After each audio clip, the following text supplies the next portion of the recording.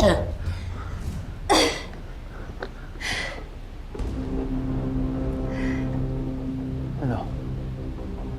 Mahal mo pa rin ang lalaking yun, no? Niloloko mo ba ako? Ano ba? Hindi si Jordan yung tinitignan ko doon. Kung hindi si Junior. Ngayon ko na nakita yung anak ko. Alam mo ba, ang laki-laki niya na para siyang anghel na natutulog doon. Masisisi mo ba ako kung gusto ko na naman titigan sandali yung anak ko? Hindi ko nga alam kung kilala niya pa ba ako eh. Kung alam niya pa ba na ako yung mami niya o kung ano na yung sinasabi sa kanya ni Jordan tungkol sa akin.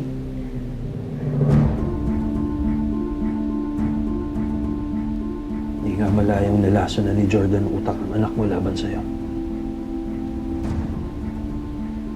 Kaya nga hindi ko din basta-basta isusuko sa kanila si Tori. Gusto ko, hanggat hindi ko nakukuha yung anak ko, magdudusa din si Jordan.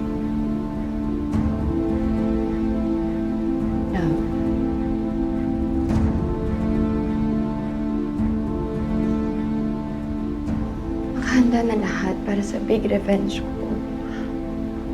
It's only a matter of time. Matatapos na din lahat ng to. I promise.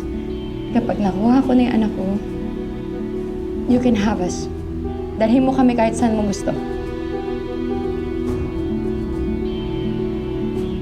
Please, mahal. Konting hintay na lang.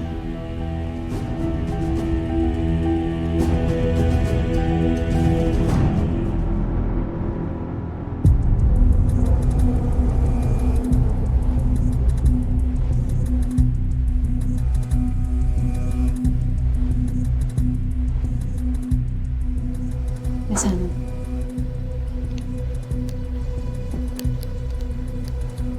Salamat.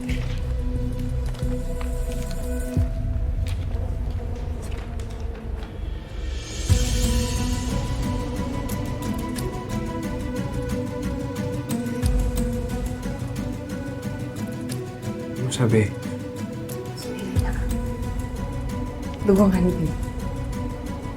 Wait, so what does this mean? Buhay pa sila? Hindi natin masasabi yan. Ang alam lang natin, may nakakuha ng mga damit nila. Ang ibig sabihin, nakita nila si Tori at Billy, buhay man o patay. Pero bakit di na lang nila tayo kausapin ng maayos? Hindi ba sa pagpapadala pa ng mga damit nila, pinaglalaroan nila tayo?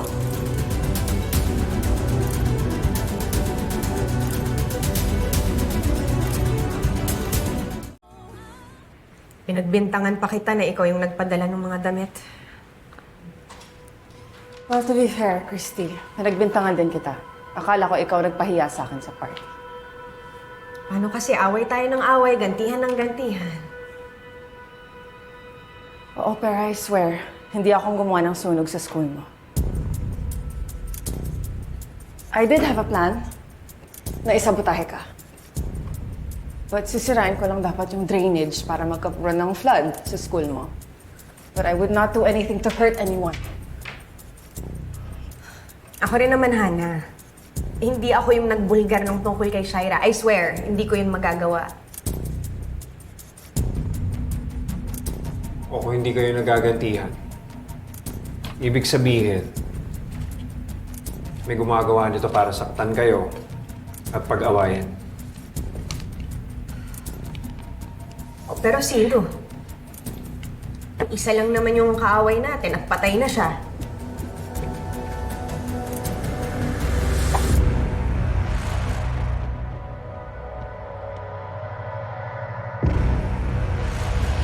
Daddy? Kami asin ba ako? Hindi, anak. What if buhay pa si Shaira?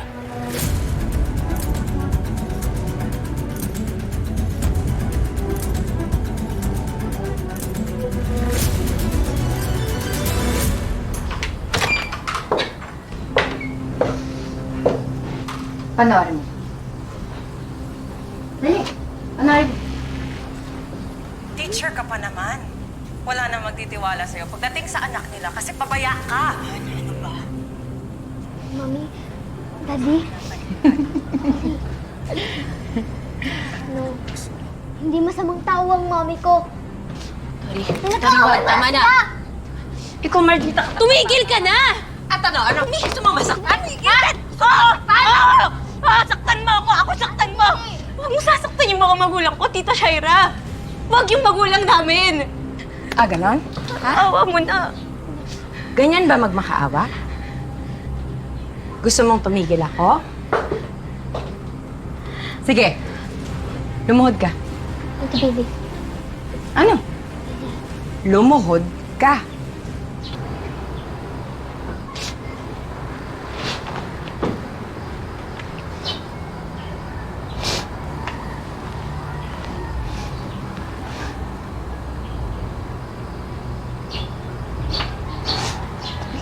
Nagawa mo. Tita Shaira, nagmamakaawa ho ako.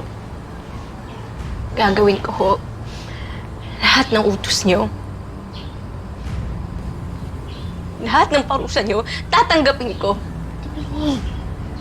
Huwag niyo lang usaktan yung mga mahal ko sa buhay. Huwag lang mo yung nanay at tatay ko.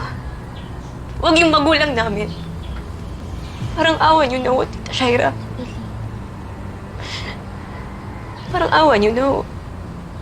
Alam mo, nakaka-touch yung pagmamahal mo sa mga magulang mo. Too bad, pero bato ng puso ko sa lahat ng ginawa ninyo sa akin. So my answer is still no.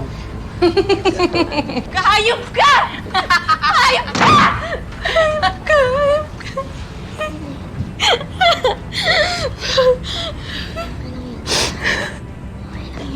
Hayop siya. Hayop ka.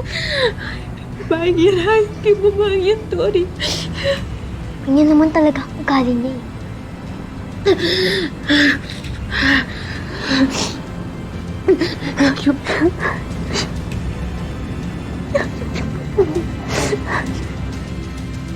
No!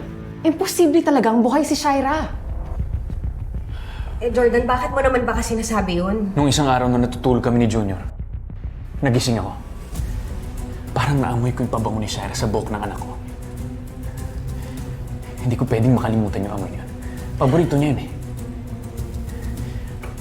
Tapos nakita ko nakabukas yung pinto. Hindi ko lang din maalala kung talagang pagod ako na hindi ko nasara, pero iba yung kutob ko. Oh, pero wala ka nakita. Wala akong nakita, pero paano kung buhay siya? Paano kung siya nga talaga yun?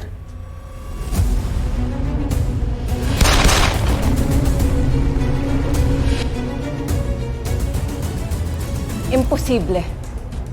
Imposibleng buhay si Shaira because I saw sumabog siya kasama ng bangkang sinasakyan niya. She can't have survived that explosion.